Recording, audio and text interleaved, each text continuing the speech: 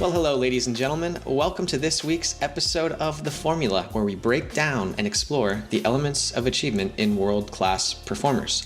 I'm your host, Trevor Carlson. Now, when I say we break down and explore the elements of achievement, I mean that we sit down people from around the world and interview them around what experiences, failures, and routines have led to success in their professional or personal life today.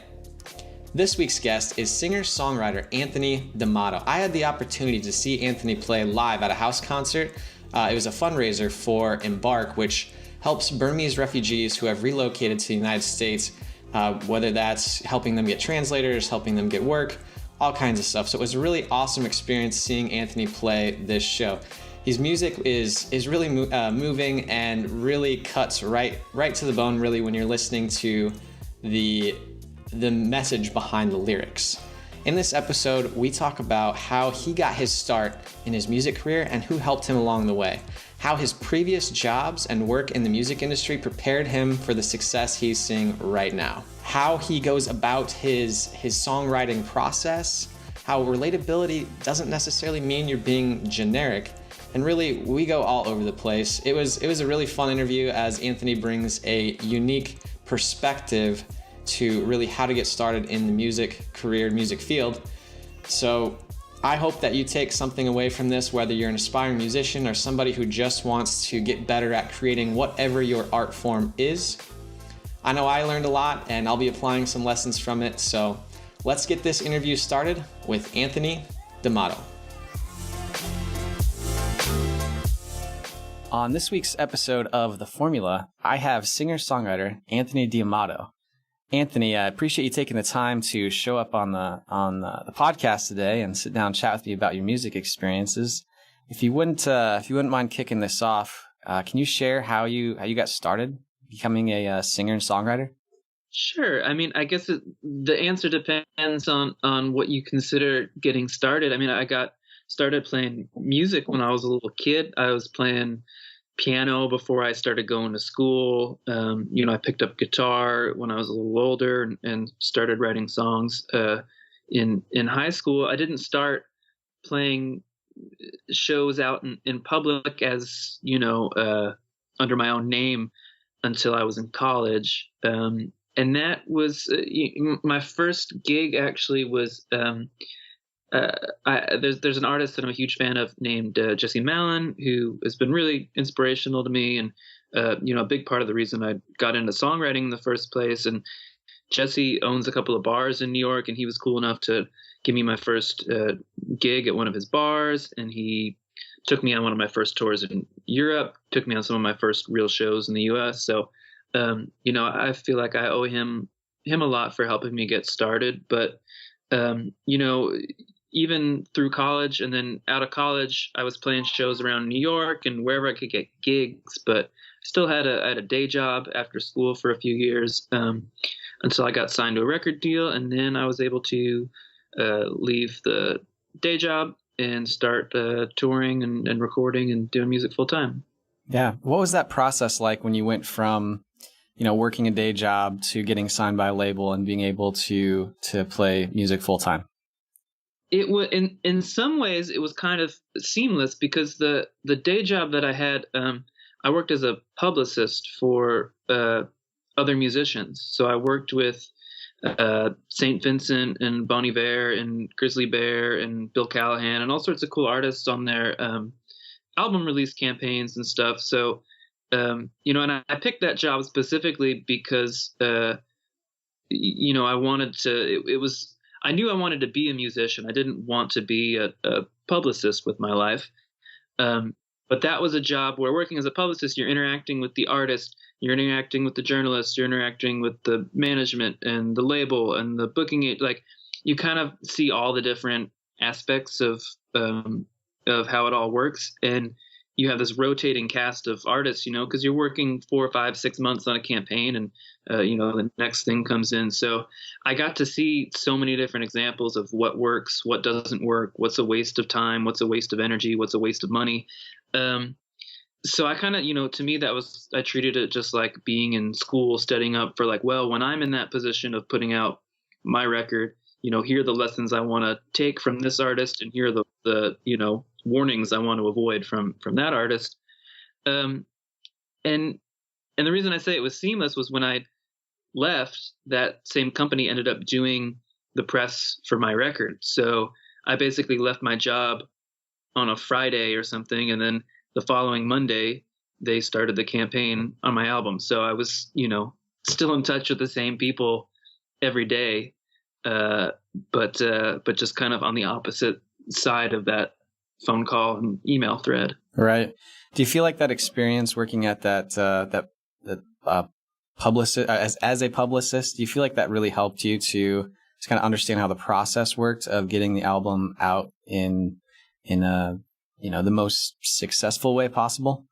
For sure. I mean, I learned so much from that job, and there there are some things after the fact that I always think it's better to know more than know less. Like, I know some artists that are just like, I don't want to have any idea what's going on the business side of things. Like, that's all gross to me, and I just want to do the art. And I totally respect that. But at the end of the day, I don't think, you can have the biggest cheerleaders on your team, but no one, and nor should they, will care about your art more than you do.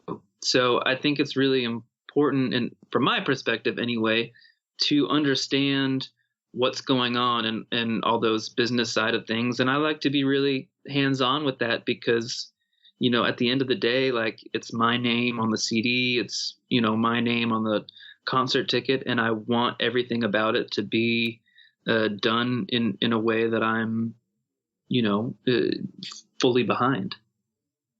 That makes a lot of sense. So you have you're fairly hands-on with your brand then. So you make sure you kind of control what's delivered, or at least the quality that it's delivered at.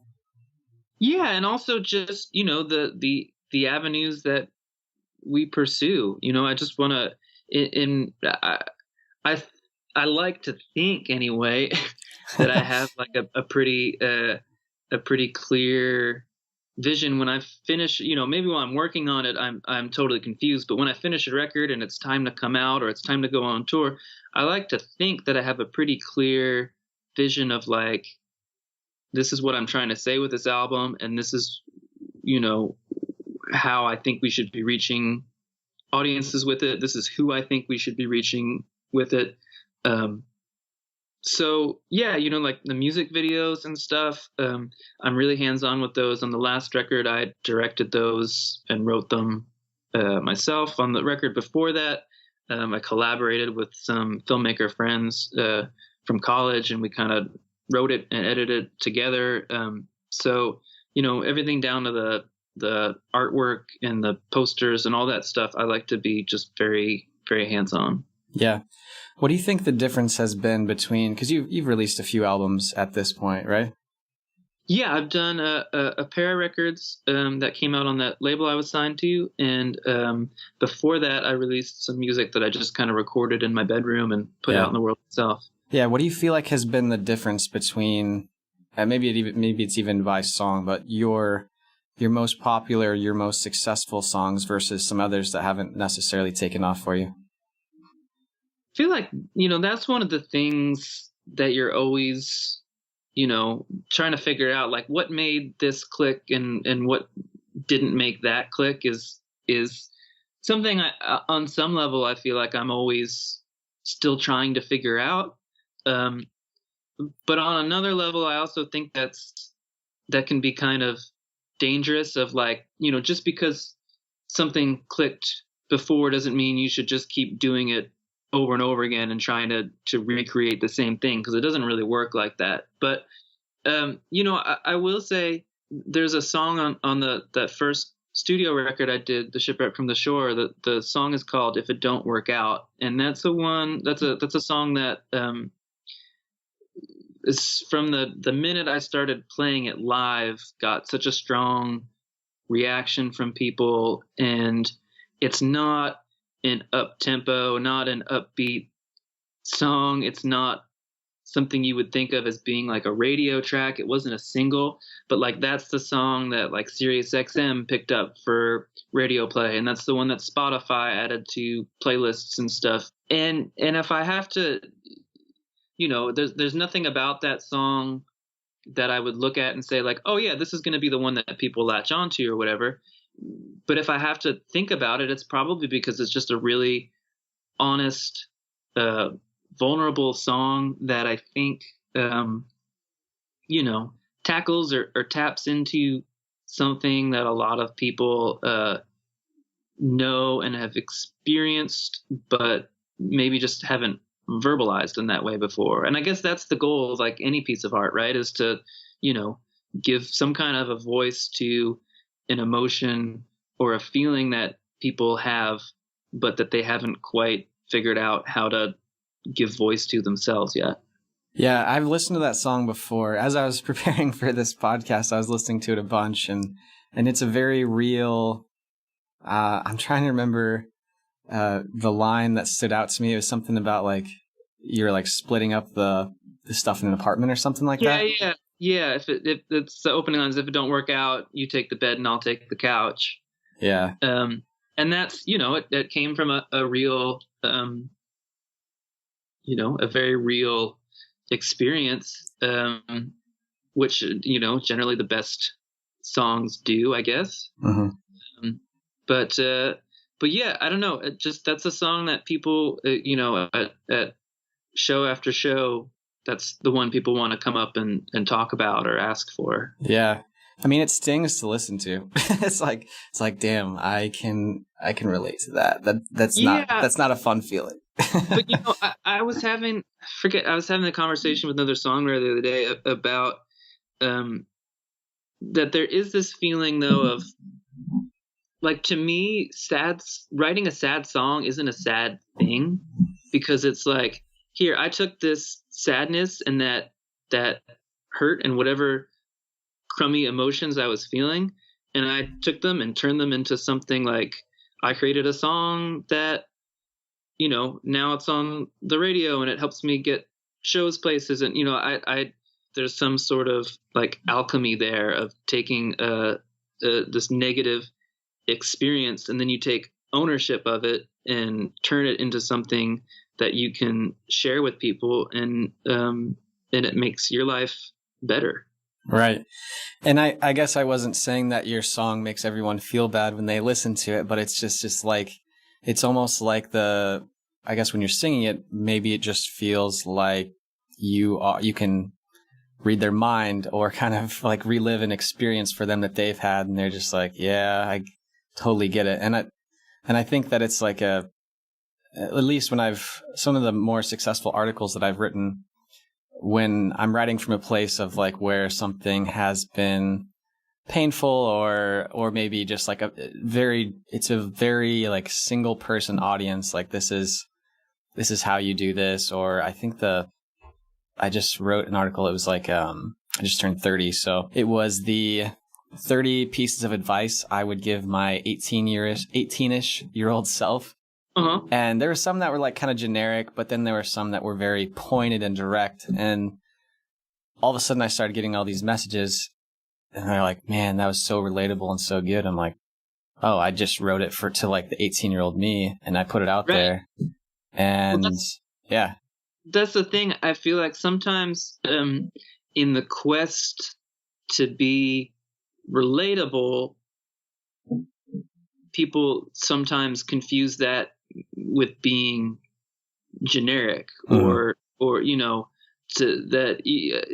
it's an issue I take, and not to be like a grumpy, crotchety person, but like a lot of like pop stuff on kind of mainstream radio is very like generic to me. Like, it sounds like it was written to fit in the background of as many different commercials as possible. And that's not the stuff that I feel like people relate to in the most intense ways. I think the more specific and real you are, the more, relatable it is to people. Even if you're like, man, this thing that I'm writing is so particular to this feeling that I had in this specific instance, the thing is, like, no matter how weird and strange you feel, there's like millions of other people out there who are just as weird and strange as you and have those exact same feelings. And I think when you tap into that and connect with them on that level, that means, so much more than whatever kind of like just kind of bland, generic, like this song will work in a commercial for Huggies and Toyota kind of vibe you do. Yeah, I think a lot of people get caught up in there's not that many people out there that would like this, or there's only so many people, but it's something that has taken me a really long time to learn, and is like, if you just write to a very specific person or audience or whatever, something that's going to be extremely relatable to them, other people are going to also be able to relate to it slightly, maybe not quite as much as that core audience, but I think it also kind of sets it aside from anything else out there.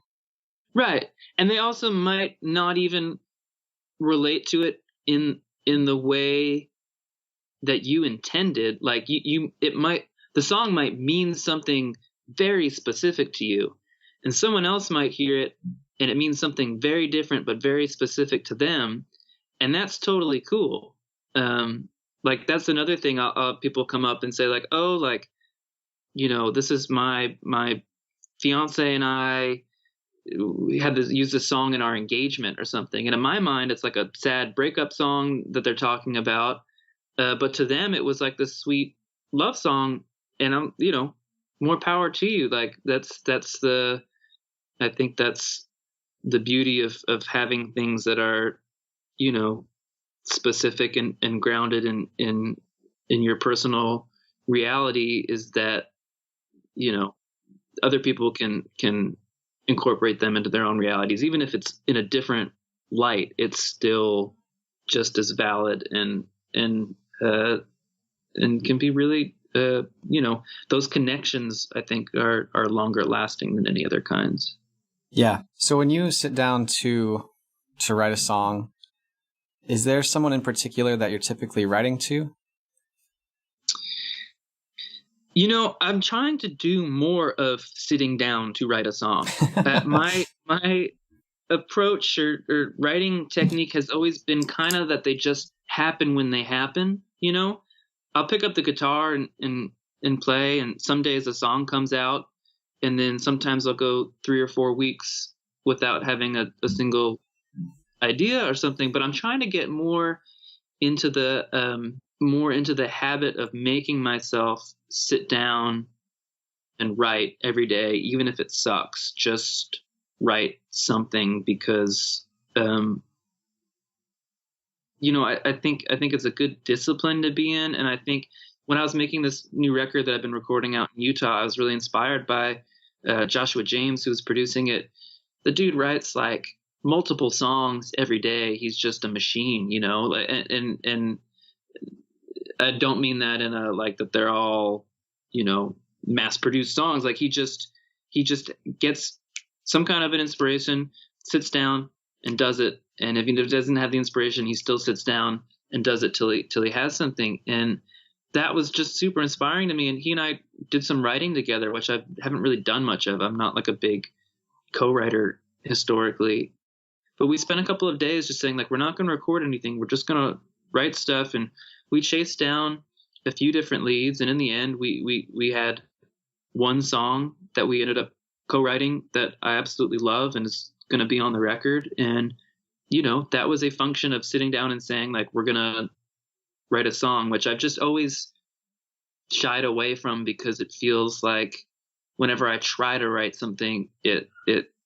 comes out kind of forced and clumsy. But the lesson I think I learned from this is that when we started it, it came out kind of forced and clumsy, but then we had something, and I spent the next day or two just refining it and editing it. And by the end, it was cool and I was psyched about it. Yeah. So your question about who I'm writing for, it's pretty much always me. I'm writing because I want to try to make sense of something. I'm writing because I, want to work through a something that's rattling around in my brain. And I'm also kind of my own harshest critic too, so if a lyric is still in a place where it makes me cringe a little bit to hear it, or I'm just not like, I don't know. I know when a song is not done yet, and that's where most of my songs sit until the very last possible minute. But when they get there, and it's a good feeling. So I don't,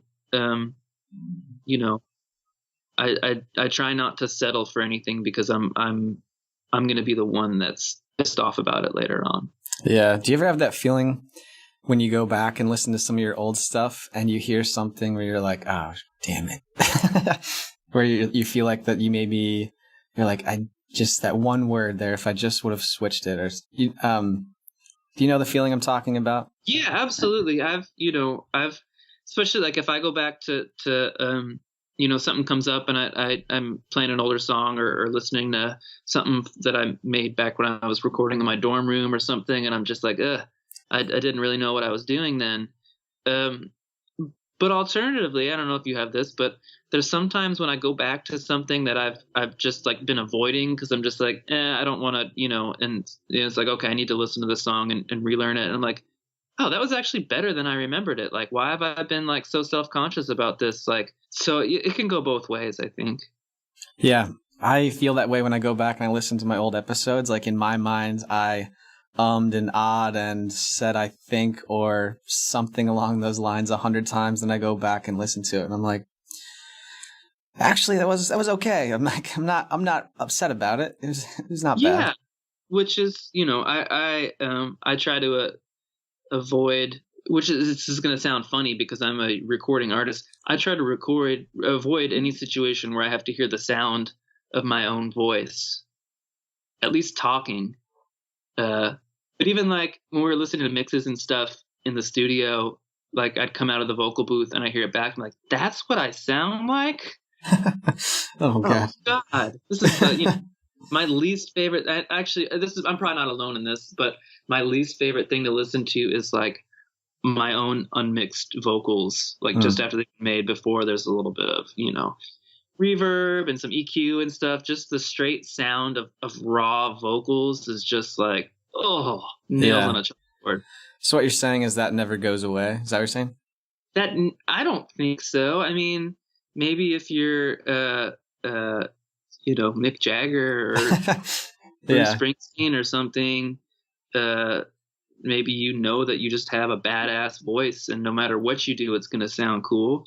But I don't know. I have a feeling that deep down inside everyone somewhere, there's a part of them that's just like, doesn't like the way they sound, doesn't like the way they talk, wants to, because you look at everyone else and just,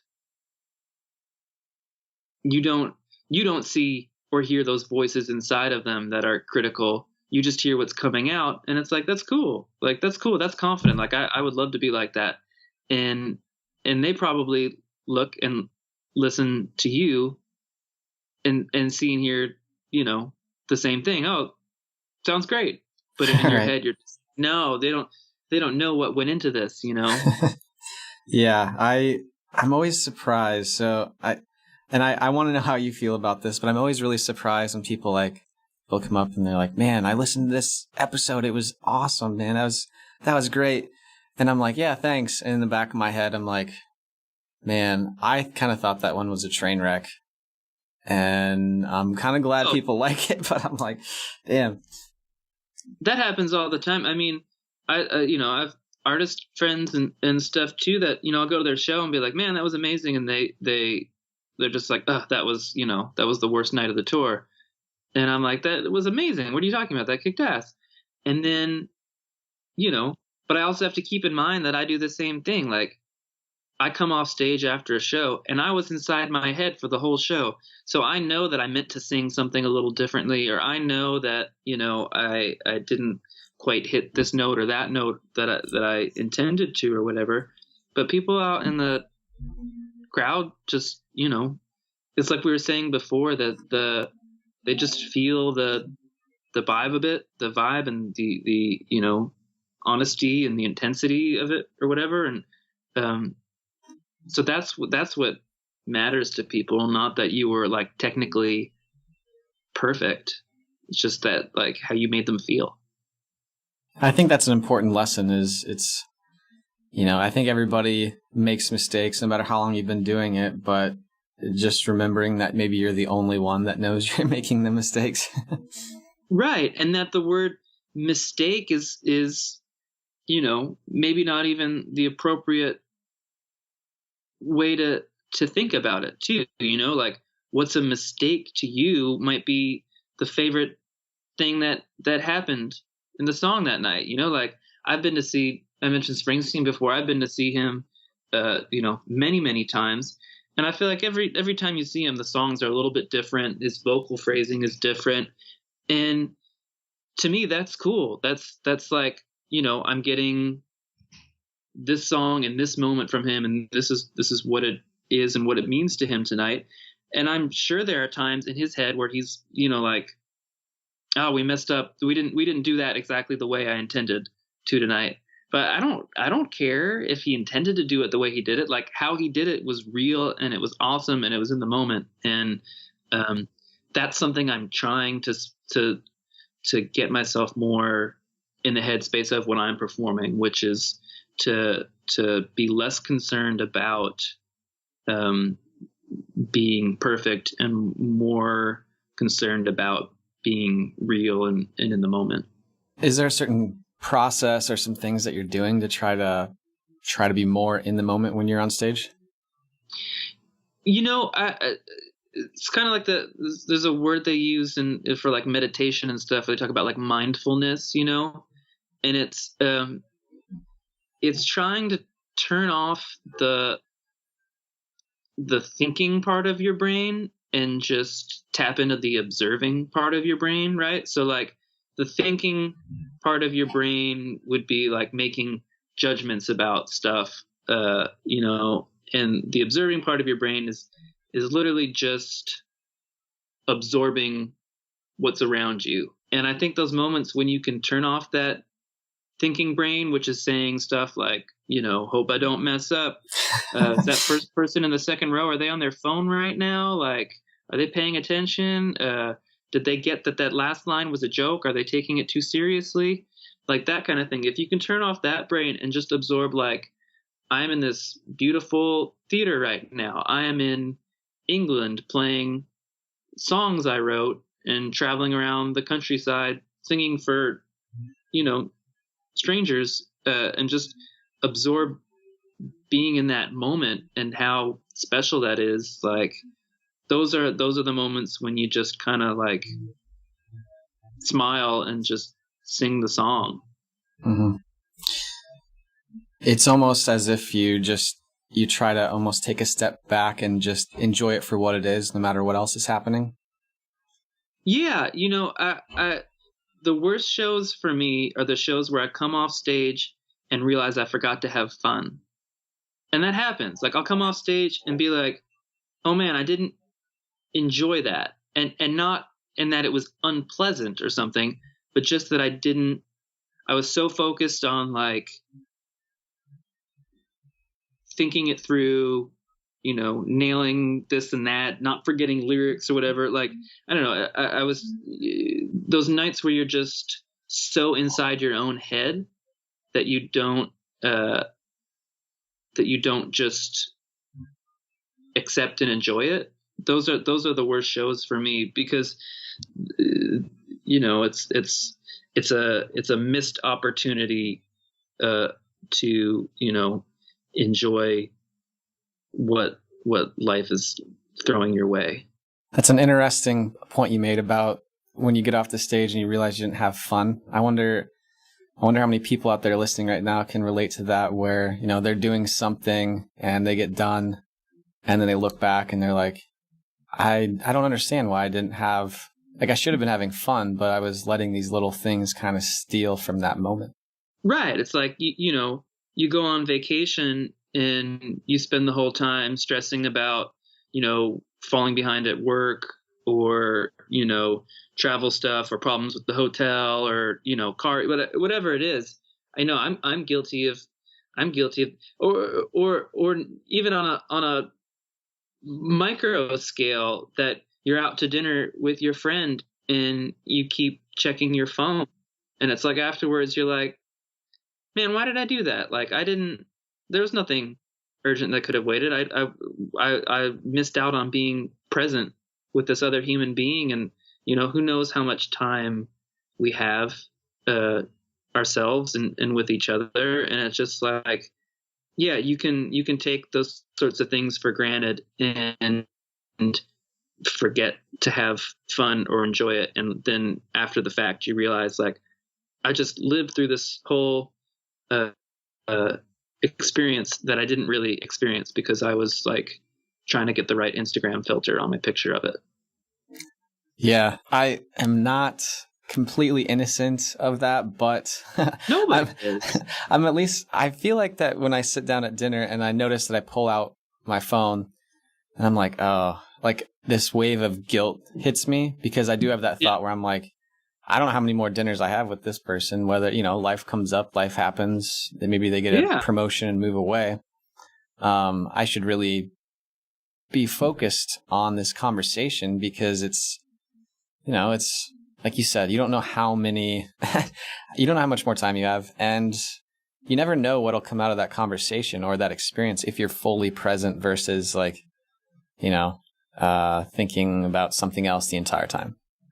Right. And, that was one of the things that I liked working with Joshua James out in his studio. It's, kind of built into the upstairs of his house. And he has this big painting on one of the walls. It's like a big kind of breaking wave, but I don't know if he did it or if the artist did it, but over top of it, just in big block letters, it just says, "Put down your phone." And it's just like, no matter where you are in the room, you can't miss it. And, I was certainly guilty of, looking at, the phone buzzes. What you got to see what's going on. It can wait. It can wait. At the end of the day, you can go through your emails, you can go through your phone calls or whatever. So yeah. And I that's not me trying to preach, because I'm as guilty of it as the next person. It's more me like trying to psych myself up into like, I want to be better about this. And I think it's cut from the same cloth of walking off stage and realizing you didn't have fun. I think that's one version of it, but I think literally everybody has some version of that, whether it's, dinner with a friend, or playing with your kids, or, just reading a book where you're just like, you finish the page and you're like, I didn't absorb a single word of that because my brain was somewhere else. Yeah. I think it's also a great metaphor for life, because how many people do you think, get past a certain stage or, look back and then they're just like, I didn't do what I wanted to do, or I didn't enjoy myself in that, like, like I didn't enjoy myself in that moment that I look back on. Like, maybe you don't realize it right away. You look back and you're like, damn, that was actually a really good time. I think Macklemore has a really good song about this. It's called Good Old Days. It's like, I wish someone would have told me that those were going to be the good old days, or something like that. Yeah. Yeah. It's so much easier to see that in hindsight. Yeah. If there was only a way to do that in the present, maybe that should be a song that you come out with. And then when people listen to it, they'll be like, oh, all right, that's a good idea. There's a song on that first record called Middle Ground. And there's a line, God, how does it go? There's a line in that song. God, I haven't sung that song in years, but there's a line about, that, we can't, you don't see the golden age until it's over, Mm-hmm. Yeah. That's something I'll probably be thinking about the rest of today. Just like, how can I be enjoying these moments even more? Because I think about that. I know we're kind of going down a bit of a rabbit hole here, but I think about visiting my family They live in a small town, and I go back for the holidays and birthdays occasionally, stuff like that. And I don't really watch TV anymore. I do a lot of other stuff. When I go back there, it's just like we got 20 people in the room and no one's really talking that much and the TV's on. And I get to see these people maybe like 2-3 times a year. And I'm just like, guys, can we shut the TV off and just, because I would like to, personally, I'd like to, get to know some of my relatives more. I mean, I spent a lot of time with them as a kid, but as an adult, it's like a completely different relationship. It's like, you've been through all this shit before. What do I do? Yeah. So to everybody listening out there that, just flips on the TV when the family comes over, try turning it off, maybe having a conversation. And what was the line of that song that you said? Man, I gotta like look up my own song lyrics. I don't know. Can I Google my own song lyrics? Do it. No. That's perfectly acceptable. I'm just going to give you shit about it for the next couple times I talk to you. I know. Oh, wow. There actually is a website that has all my song lyrics. Oh, okay, that's the line. In between the golden age and the grand decline, I wonder how we missed the good old days until they've been outnumbered. Yeah, that's something to think about. Man, yeah. I'm going to think about that at least the rest of the day. I'll probably have to listen to the song now too. Was that your idea, is just to like plug as many songs as you could with great lyrics about being present? Yeah, I'll just any topic you come up with, I'll bring up a song that's available for only 99 cents in the iTunes store. That's a perfect plug. Yeah, go buy his album and each of the songs, and you might learn a few things about being more present. All right. So when you sit down to write a song, what does that process look like?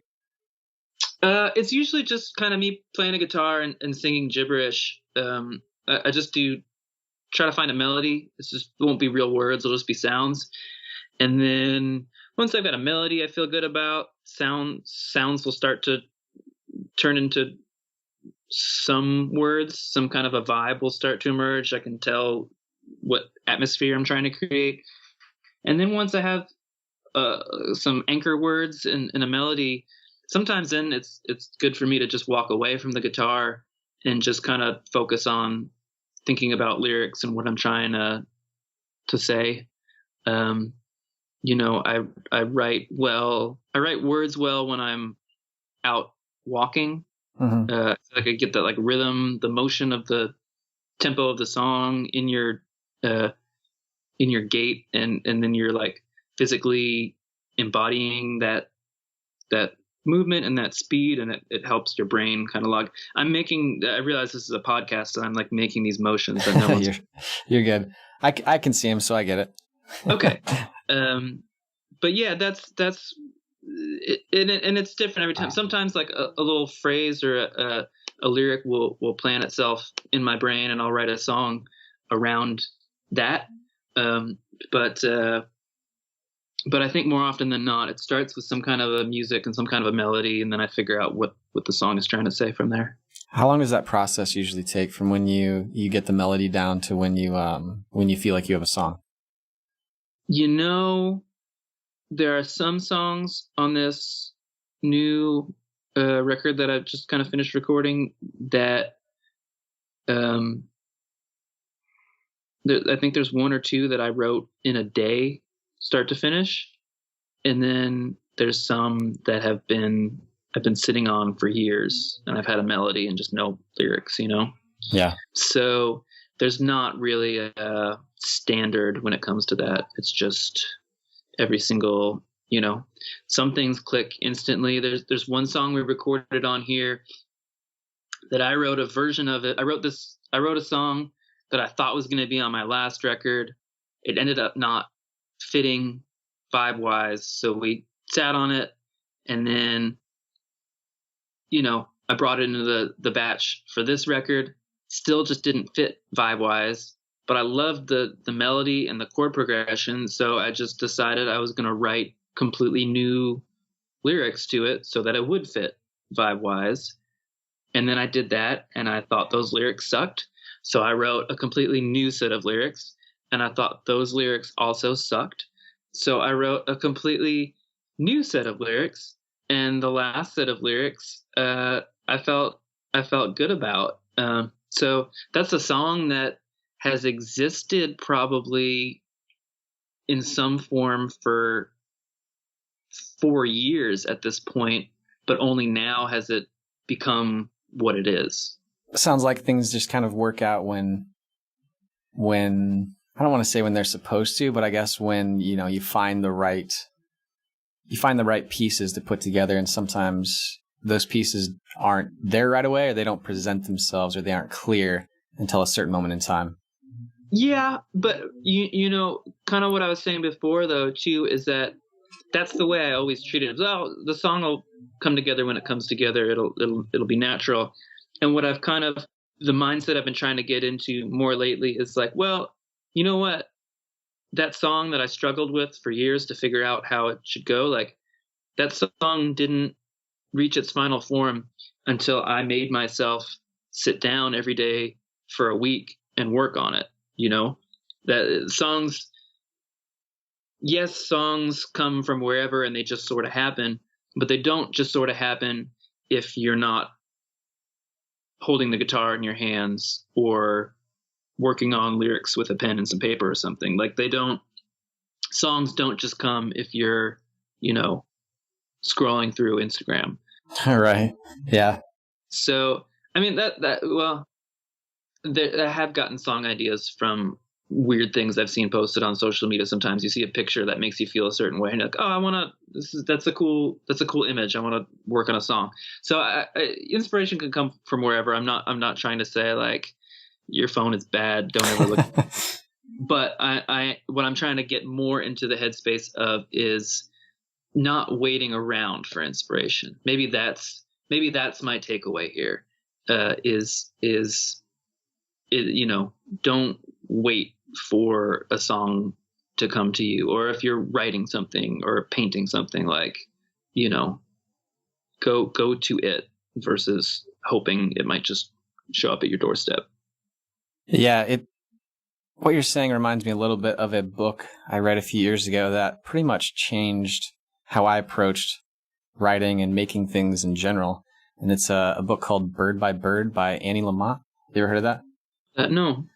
Yeah, so she has a few interesting concepts in there. One's just like the rule of shitty first drafts. So like just sit down and just write like the biggest piece of shit that you can, but just get it out and then keep working on it, and all of a sudden it won't be shitty anymore. But the hardest part that she shares is just like sitting down and accepting the fact, like just getting over the fact that your first time through this is gonna suck. Right. Because that's like embarrassing to actually write down song lyrics that suck. It makes you feel bad about yourself. So it's easier to just not do it, right? But the thing is, once you write those bad song lyrics, then you have a place to start to make them better. And every time you go through, you make them a little bit better until, lo and behold, none of the lyrics you started with are left. Only better ones are, but you couldn't have gotten to those better ones if you didn't start with the shitty ones. Yeah, it's a good lesson for just about whatever you're doing. I mean, you just gotta kind of get started and just kind of live with the embarrassment a little bit. Yeah, I mean, you don't have to show anybody your shitty song lyrics. Nobody's gonna, I'll tell you that they exist, but I'm not gonna share them with you. Yeah. I have notebooks full of shitty ideas and terrible articles that I've written that I will never, ever show anyone. That would actually be like a cool website or a podcast or something, like Shitty First Drafts, like to find like talk to artists and authors and songwriters and painters, whatever, and get them to share their like shitty first drafts of like things that turned out great. Yeah, or like rejected draft that you like stuff that you submitted and people were just like, "This is terrible. You need to go start over," or something. Yeah. There is like a Twitter or a blog or something that shares famous rejection letters to famous people. I forget what it's called exactly, but they have like the record label exec saying like while while this music you sent me from the band you represent, U2, sounds promising, like, I don't think that they're exactly what we're looking for at the moment, and we're going to have to like that sort of thing. And it's like, you look at it now and you're like, what kind of a moron passed on signing U2? But then you also remember, like, okay, well, U2 got passed on, like, they didn't quit. Yeah. You just kind of have to keep going. Exactly. Yeah. So I'm sure that while you're touring and you meet a lot of people while you're out, probably a lot of other musicians, and I'm sure you get the question a lot, Anthony, I want to be a full-time musician. I want to be a professional musician. What do I do? How do I get started? What do you tell them? It's like kind of what we were talking about just now is, how do you get started is you just start, you don't wait for permission or someone to tell you it's okay to make a record. Don't tell you, that it's okay for you to go play shows. Just start doing it, and it's going to suck and it's going to be lame and you're not going to be good, but that's how everybody starts. Nobody comes out fully formed or whatever. So, and the longer you wait to start, the longer it takes you to get to where you're headed. So yeah, my advice to anybody in that in that position is to, and granted, I'm just one person and I'm by no means some sort of pinnacle of success, wealthy rock and roll star here to tell you how to, live your fantasy dreams like me. I'm getting by a day at a time and I'm still figuring it out myself. But I do know that I wouldn't have been able to leave my day job and start, doing music full time the way I have been, if I didn't before that start playing shows while I had a day job. And if before that I didn't start recording in my bedroom in college, and if I didn't start, reaching out to other songwriters I liked and trying to pick their brains about how they write and how music works and stuff. So yeah, I mean, it sounds sarcastic or snarky or something, but it's not. Like, how do you get started? Is you just start, just do it. Yeah. And then, once you get started, it's like record songs on like if you have to, use your iPhone, record your songs on that, research other artists and see how they write and how they record and do those types of things. And then it's like, maybe find some local shows or some coffee shops that'll let you play. And then once you get past that, then it's, now you have like enough songs to do like an album or something. And then look at quitting your day job if you're good then. Does that sound about right?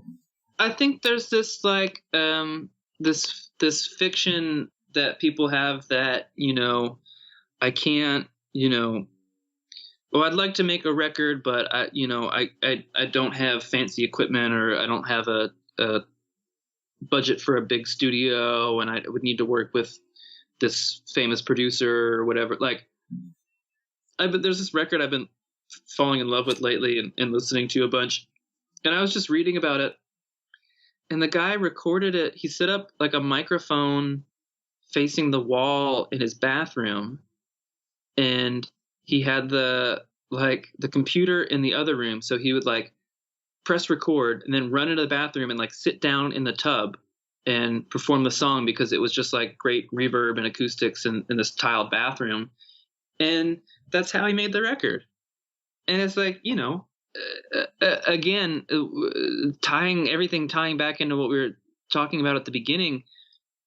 Yeah, maybe those aren't like technically perfect sonic documents, but they sound cool to me, and I believe them, and I have been listening to it like crazy. So I don't even know what we were just talking about. Oh, we were talking about just going for it. Yeah, you don't need, whatever. Work with what you have and start there, and yeah, don't wait for some unknown date in the future when you'll be, allowed to do it. Yeah. It's like, as soon as this thing happens, then I will start. It's like, well, I hate to tell you, but who knows if that thing, that whatever you're waiting for to happen, will ever happen. It's just like, start today, you know? Yeah. Yeah. So you do a lot of touring, and you know, some of my friends down in Mexico were telling me how good of a time they had while you're playing your shows down there. What's your favorite story to tell over dinner when it comes to, you know, you being on tour?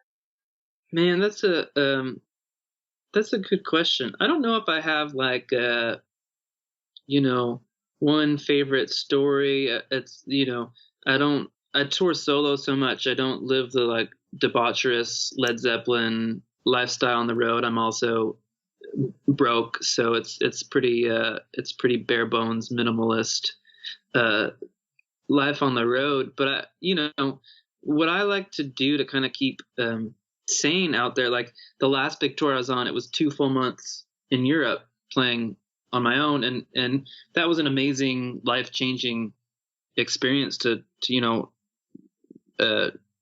drive around the entire continent basically, playing all these shows and meeting so many amazing people. But when I'm on the road, the way I try to keep myself with it and not going nuts is I bring a camera with me, and I do a lot of photography while I'm traveling. I love animals, so I like try to go to like zoos or like wildlife places and stuff when I'm on the road. So like this last tour in Sweden, I went to this like moose preserve where they let me like feed these giant moose, which was just, you know, amazing to me. And in another place in Sweden, I went to this place called Tropicariat, which is like this crazy indoor zoo that just would not be allowed in America, because like the monkeys and the lemurs are just loose. Like you just walk in, they're just walking around inside you and stuff. Yeah.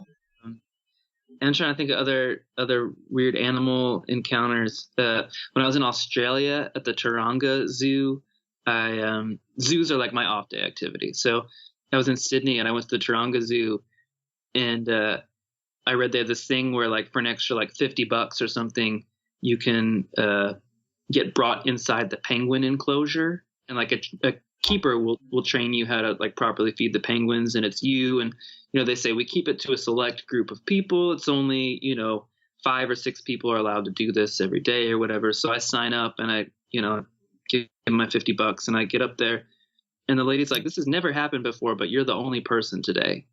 So she brought me in, and I was just covered in penguins. Like I'm holding this little fish, and the penguins are crawling all over me. And every time they take a bite, they would sneeze because they swallow it whole. Like they don't have teeth, they don't chew. So they take the fish and then just throw it back in their mouth and swallow it and then sneeze. So my pants are covered in penguin snot.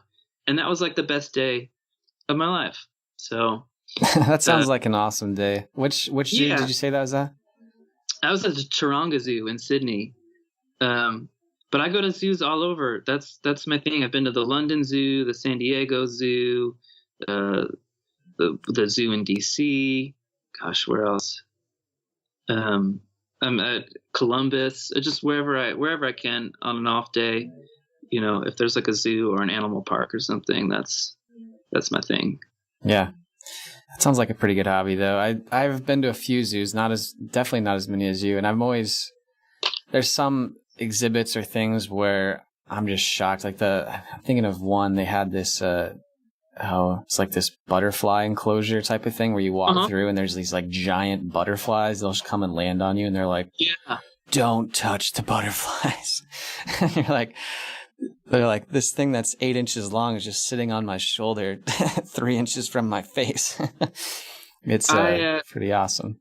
I went to one of those when I played a show in St. Louis last month, and I had a free like afternoon before the gig, and it was like just outside St. Louis. It was a town called Chesterfield, and I read they have like a big butterfly conservatory. So I was like, wherever I go, I try to look up something to go do and photograph or experience in that town. So yeah, next time you're in the Midwest, if you haven't been to the zoo in Omaha, it's like the Henry Dorley Zoo or something like that. I think that they have some really interesting exhibits. Last time I was there, they were still under construction, but that's where the butterfly one was.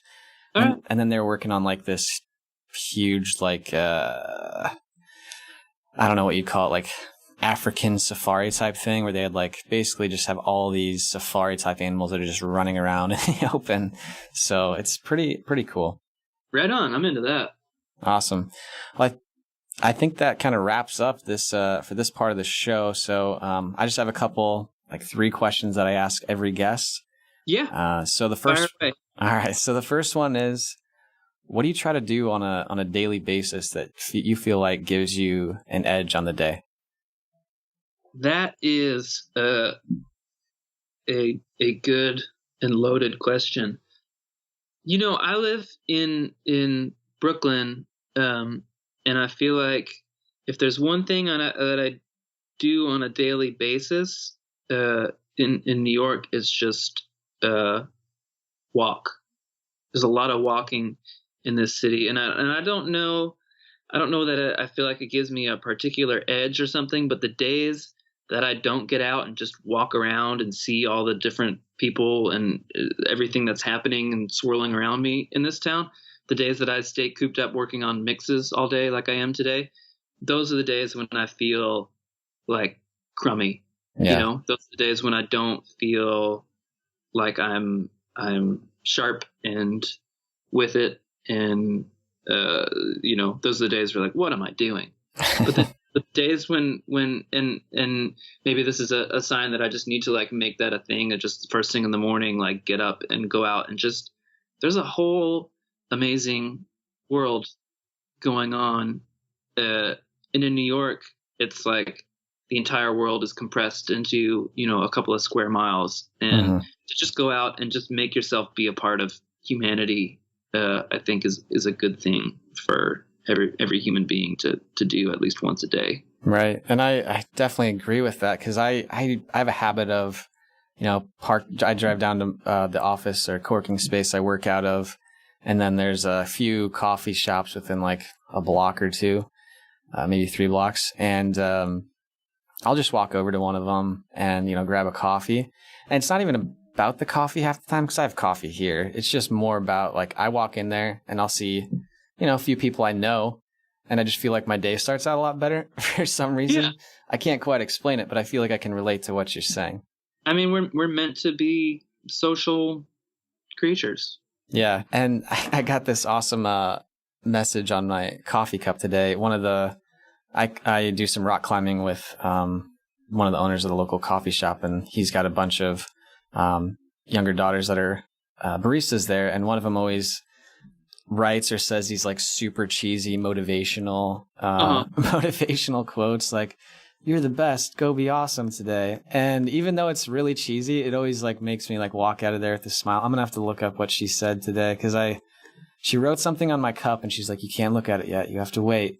Oh, nice. And I get back to work and I like slide the thing down, and it's I'll tell you what it says in a second. It's just like, you know, maybe they should just write these on every cup, because it made me feel like I was gonna have a really good day today.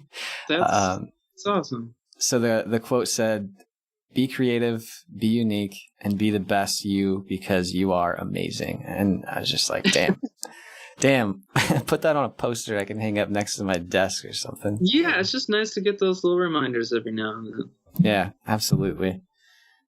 So next question, what's the most impactful book that you think you've read? And if you don't have a book, because I know some musicians have like a song or something, so either book or song that was most impactful for you.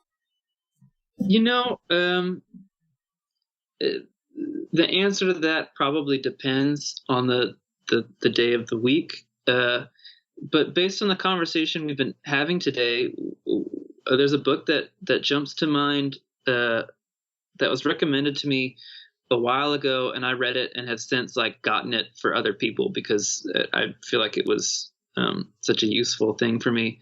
It's a book called The Happiness Trap, and I'm really not one for like motivational self-help kind of like, because I feel like, I don't know, I've tried to read some of those things before and just been like, this is dumb. But this book, The Happiness Trap, I really, it's like I keep it on my phone and I go back to it on tour fairly frequently, because it's just a lot of, techniques for, not the ways that we can make ourselves, it's kind of about the ways that we make ourselves unhappy by trying to be happy so hard, rather than just by being present and accepting moments for what they are.